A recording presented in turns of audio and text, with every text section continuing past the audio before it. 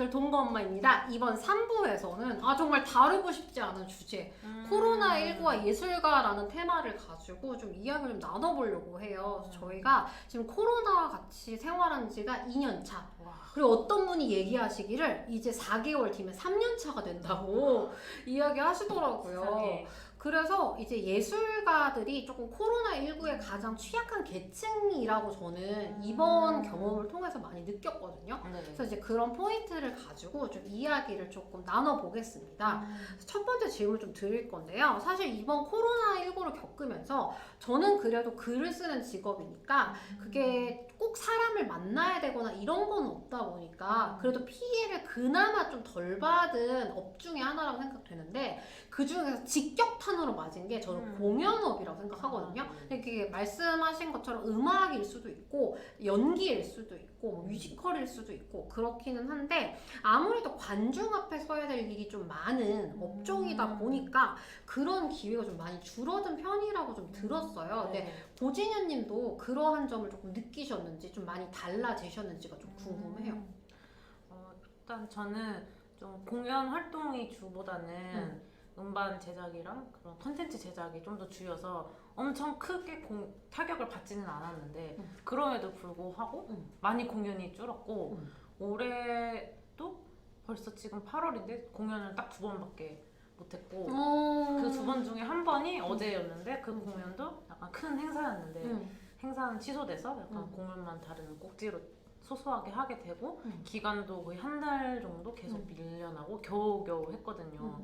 약간 이런 경우가 그래도 되게 힘들더라고요. 그리고 어떻게 보면은 행사 취소되는 것 같은 것도 일방적으로 되게 통보받는 것도 있고 그래서 이런 것도 굉장히 불편하고 실제로 좀 공연 위주로 활동하던 친구들은 많이 더 힘들죠. 그런 생각이 저도 좀 들긴 하더라고요. 네. 왜냐면 글이라는 것을 사람들 앞에서 하기 힘든데도 불구하고 북콘서트 이런 것들 다 줄줄 취소되고 또 저희가 글을 가지고 강의도 많이 하거든요. 그런 것들도 이제 비대면으로 바뀌긴 했지만 수요가 많이 줄었다는 게 좀 느껴져요. 근데 말씀하신 것처럼 공연 같은 경우에는 조금 더 봐야지만 호흡할 수 있는 부분들이 있다 보니까 만약에 그거를 주로 하시는 분들이었다면 좀 타격이 많이 컸을 거고 진여님 같은 경우에는 그래도 음원을 통해서 이제 만나 뵙는 쪽이어서 그렇게까지는 아니지만 또 나도 그러한 느낌을 받았는데 그걸 주로 했던 이제 업계 사람들은 너무 힘들었겠다 더 타격이 컸겠다라는 생각을 많이 했죠. 그리고 저는 그 생각도 했던 게 사실 저희가 하는 일은 좋아서 하는 일이다 보니까 이게 하지 못하게 하면 더 약간 답답하고 그러니까 돈도 관계가 있지만 그거를 떠나서 내가 하고 싶은데 못하게 되면은 그게 더 힘든 부분들이 좀 있더라고요. 말씀하신 것처럼 좀 답답하고 이런 것들? 네, 답답하죠. 어떻게 보면 또 공연이 제일 직접적으로 호흡 맞추고 소통할 수 있는 그런 수단인데 그런 게 없다 보니 그 고립감을 당연히 느끼기도 하고 딱 어제도 공연 끝나고 정말 오랜만에 관객분이 뭐 저희 가족한테 이런 추억을 뭐 이렇게 만들어 주셔서 감사해요라고 딱 피드백 주시는데 괜히 그게 뭔가 너무 울컥하는 거예요. 이런 직접적인 피드백을 정말 너무 오랜만에 받다 보니까 되게 감동받으면서도 힘이 막 쫙 빠지더라고요. 맞아. 이게 진짜 이렇게 많이 단절이 됐었구나라는 걸 되게 느꼈죠. 그래서 이제 저는 다음 질문이 요거랑 연관이 있는데 사실 강의는 오프라인에서 온라인으로 옮겨가면 되거든요. 근데 제가 잘 모르는 입장에서 보면 공연도 오프라인에서 온라인으로 옮겨서 뭐 라이브를 한다든지 아니면은 동영상을 제작한다든지 이런 방법도 있을 것 같긴 한데 실제로 이게 좀 어렵다고 하시더라고요. 근데 조금 더 잘 알고 계시니까 왜 공연은 오프라인에서 단순하게 온라인으로 옮겨가기가 좀 힘든지에 대해서 좀 여쭤보고 싶었어요. 이게 공연 기획이랑 방송 기획은 완전 다르거든요. 근데 어쨌든 이런 식의 송출은 방송에 가깝은데 그러면 어떻게 보면 방송식의 어떤 연출과 방송식의 음향과 그런 구도가 필요한데 그게 아니라 이제 어떻게 보면 그냥 공연 기획의 방식을 그냥 방송에다 껴 맞추게 되니까 이게 그치. 어긋나는 거죠. 안 맞는 거죠. 응. 그래서 당연히 어려운 거고, 어떻게 보면 공연 기획을 이제 했던 사람들도 이제 기존에 했던 방식이 아니라 방송에 초점을 맞춰서 그거를 이제 해야 되는 거죠. 그러니까 당연히 어렵고 시행착오도 많이 일어나고 그렇게 되는 것 같아요. 하기는 제가 그 줌으로 수업을 해보니까 네. 많은 분들이 처음에 좀 당황하시는 게 네. 그냥 오프라인 수업을 온라인으로 한다고 생각하는데 네. 줌에 맞는 방식이 아예 다르더라고요. 맞아요. 그래서 이제 그게 적응하기까지 좀 시간이 걸리는 건데 네. 그 공연도 똑같은 것 같아요. 네. 이거를 그냥 찍어서 보내면 되겠지 하면 사실 그 누가 볼까 싶기도 하거든요. 네. 그래서 뭔가 라이브의 느낌도 살리면서 네. 그 기획하는 느낌도 살리고 네. 방송도 좀 잘해야 되고 네. 그래서 제가 봤을 때는 조금 옮기기가 좀 어려운 것 같다. 네. 근데 그거를 조금 잘 설명을 좀 해주신 것 같아요. 네. 그리고 좀 들어가는 돈도 좀 많이 차이가 있을까요? 그 돈은 원래 좀 모르는 거를 하다 보니까 그 아마 예산을 어떻게 써야 될지도 모르는 것 자체가 어떻게 보면 돈을 허투루 쓰는 것도 있을 수도 있을 것 같고 글쎄요, 돈은 많이 그 부분은 생각은 안 해봤는데 좀 어려운 것 같아요. 네. 아무래도 아직 익숙하지 않다 네. 보니까 그런 시행착오에서 오는 네. 지출이 있을 수도 있고 네, 맞아요. 또 이제 말씀하신 거는 공연을 지원받게 되면 네. 그게 항목이 기존에 없던 거다 보니까 맞아요. 그런 것들이 좀 조율하기 좀 어려울 수 있다. 맞아요. 맞죠. 네. 그래서 그런 부분이 조금 어렵다라고 말씀을 음. 해주셨네요.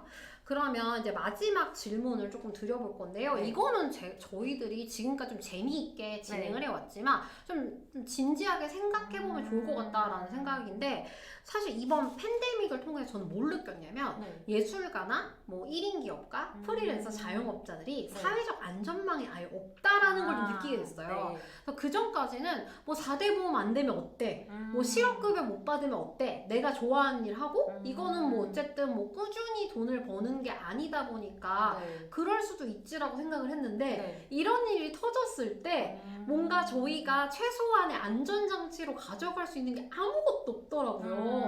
그래서 그런 부분에 대해서는 조금 어떻게 느끼시는지 그리고 또 이제 그런 거를 보완하려면 네. 좀 어떤 지원이나 정책 같은 게 생기면 좋을지 좀 얘기해 주시면 좋을 것 같아요. 진짜 어려운 부분인 것 같아요. 그죠? 네, 좀 이제는 아예 방식을 또 새로 다 좀 찾아가야 되는 시기인 것 같고 좀 계속해서 일단 내가 나 자신한테 계속 에너지를 주입을 해야지만 계속 할 수 있는 것 같아요.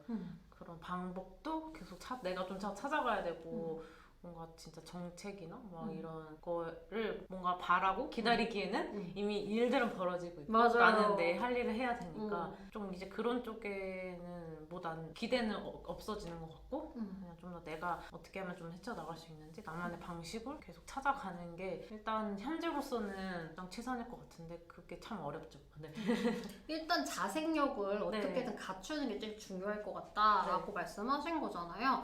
그래서 저는 이상하게도 예술가일수록 재테크 이런 걸 조금 길을 열어줘야 된다라는 생각이 들더라고요. 왜냐면 만약에 이런 일이 터졌다 그럼 초기에는 대응을 하기가 어렵잖아요. 그럼 거기를 버틸 수 있는 금액이 좀 필요한데 그럼 예술이나 이런 것들을 하게 되면 사실은 너무 돈 하기보다는 나의 뭔가 만족감, 남에게 주는 기쁨 이런 걸 생각하게 되는데 그러다 보니까 조금 자본적으로 취약해지는 느낌이 좀 들더라고요. 저도 그래요. 네, 그래서 이런 기회를 통해서 저희가 조금 어떻게 돈을 흘러가고 있는지 경제 상황도 조금 알면 자생력을 좀 기를 수 있지 않을까. 여러분 이제 적당한 투자, 적당한 레버리지. 다 주식 하시더라고요. 네, 그죠. 하고 뭐 부동산도 하시고 네. 이번에 뭐 약간 자격증 따시는 분들도 굉장히 많이 왔어요. 뭐 공인중개사는 애도위 협찬받지 않았습니다. 이게 노래가 망쳤어. 공인중개사 합격을 이렇게 되더라고요. 그래서 이런 것들 준비하시는 걸 봐서 말씀하신 것처럼 자생력을 키우고 개인이 조금 대비하는 게 좀 좋을 것 같다라는 생각이 좀 들어요. 저도 강사 일을 거의 올해 들어서 처음 하는 거거든요. 만약 예전 같았으면은 안 했을 것 같아요. 안 해봤던 일이고 또 낯설고 힘드니까 그런데 일단 지금 일이 들어왔을 때는 좀 최대한 다 해보고 보고 그거를 좀 경력으로 쌓아놔야겠다라는 생각이 드니까 그냥 뛰어들어서 하게 되더라고요. 어떻게 보면 위기는 기회다라는 네. 생각으로 새로운 거에 조금 도전하게 되는 맞아요. 근데 긍정적인 부분도 있다고 네. 말씀하시는 거예요. 저도 사실 그래요. 제가 유튜브 채널을 운영할 거라고는 생각을 못 했는데 아무래도 대면에서 만날 기회가 별로 없다 보니까 맞아요. 이렇게 온라인 영상으로 컨텐츠를 조금 쌓아가면 좋겠다라는 생각을 조금 많이 하게 됐던 것 같고 네. 그리고 한 가지 바람이 있다면 터진 다음에 저희가 데뷔책을 생각하면 좀 늦은 것 같다. 그래서 평소에도 저희가 좀 네. 예술가분들, 자영업자분들, 1인 기업가, 프리랜서 분들이 뭐 정부 지원 사업이라든지 아니면 정책에서 이런 우리들의 목소리가 좀 반영될 수 있게 꾸준하게 관심을 가져주시면 좋을 것 같다. 또 정치에도 길을 열어둬라. 많은 걸 해야 되네요. 제가 많이 배워가네요. 정치와 네. 경제 우리 함께 스터디하면서 배워가도록 해요. 이제 제가 혼자 일해요라는 이제 컨텐츠지만 저는 그 혼자 일하는 사람들이 모이면 동료고 약간 친구고 맞아요. 시너지가 더 난다고 생각을 네. 하거든요. 전 그래서 이 컨텐츠 되게 너무 좋다고 생각을 했어요. 저도 감사합니다. 오늘 얘기를 들으면서 그런 부분 중요하지라고 다시금 막 되새기고 있고 맞아 낭만이 다가 아니야.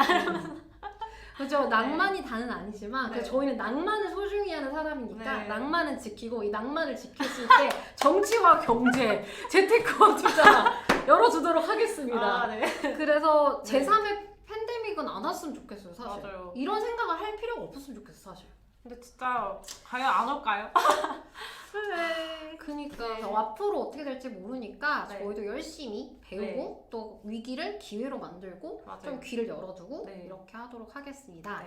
그래서 이제 고진현, 아하. 싱송라님을 모시고 저희가 이제 음악 강화도 그 다음에 이제 코로나19에 대해서 좀 이야기를 나눠봤어요. 그래서 같은 고민을 좀 가지고 계시는 분들한테 조금 도움이 됐으면 좋겠고 앞으로도 저희가 이런 영상들을 통해서 네. 여러분들한테 다양한 이야기를 전달할 수 있게 준비할 거고요. 그리고 아까 말씀드린 것처럼 고진현 싱어송라이터님은 동네에서 뮤직비디오 이런 영상도 만들고 계시고 음악 작업도 하고 계시고 공연도 하고 계시니까 앞으로도 많이 관심 가져주시고 또 인스타그램 운영하고 계시고 또 멜론에서도 저희가 음원을 들어볼 수가 있죠. 맞습니다. 네, 그렇게 해서 많은 관심 가져주시면 좋을 것 같고요. 저희가 오프라인에서 다시 만나는 그날까지 열심히 준비하도록 하겠습니다. 그러면 혼자 일해요는 또 다른 주제를 가지고 다른 게스트분들을 모시고 다시 찾아오도록 하겠습니다. 그러면 여러분 다음번에 다시 만나요. 제발!